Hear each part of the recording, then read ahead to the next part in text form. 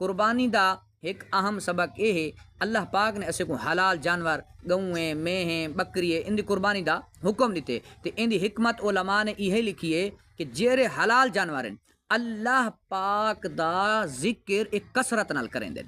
اللہ پاک نے اسے کو ان دی قربانی دا حکم دیتے تاکہ اساں ان دا گوشت کھاؤں ذکر اللہ دی کثرت کرن لے جانوریں دا گوشت اسے دے جسم دا حصہ بنے ان دی برکت نال اسے دے جسم وچ طاقت ہوسے تے اللہ پاک نے چاہیا تا اساں وی کثرت نال اللہ دا ذکر کرن لے بن ویسوں علامہ ابن رجب حنبلی رحمۃ اللہ تعالی لکھ دین کہ جیرا بندہ اللہ پاک دی اطاعت کرانا لے ذکر اللہ دی کثرت کرانا لے تے ان جانوریں کو ذبح کرے والا ان دا گوشت کھاوے والا ہوں گوشت کنے جیری بندے کو طاقت مل دیے این طاقت کو اگر گناہیں چ لیندے تا اون تا گویا معاملے الٹ کر رہتے نا کہ شکر دی بجائے نا شکری کیتی ہے اے جے نادان کنے تا جانور بہت درجے بہتر ہیں ایویں عاشقان رسول مقام عبرت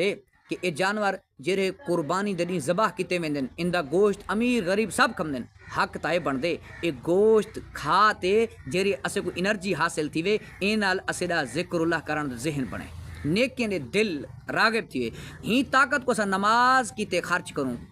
تلاوت قرآن دے وچ ان کو خرچ کروں ہی طاقت کو نیکی دی دعوت عام کرنے چ خرچ کروں ہی طاقت کو نیک کمے تے خرچ کروں مگر افسوس اسے کیا معاملہ ہے ایک تعداد مہنگے نے مہنگا جانور قربانی واسطے گن گوشت خود بھی کھم دین مگر عبرت حاصل نہیں کریں دے قربانی دے ڈیہ بھی نمازاں چھوڑ دیں فلمیں ڈرامیں مختلف گناہیں بھرے فنکشن اے عید دے ڈیہ دے وچ اے انکم میں جو گزار دیں عید دے ڈیہ کو یوم وعید دے طور تے اے منے دے پہ ہوندن اے جے نادانے کو ڈرنا چاہیے علامہ ابن رجب حنبلی رحمۃ اللہ تعالی فرمیندن اے جے نادان گنے تا جانور بہتر ہیں کہ جتے تانی زندہ ہا اللہ دا ذکر کریں دا رہے آخر اللہ پاک دے نا تے قربان تھی گے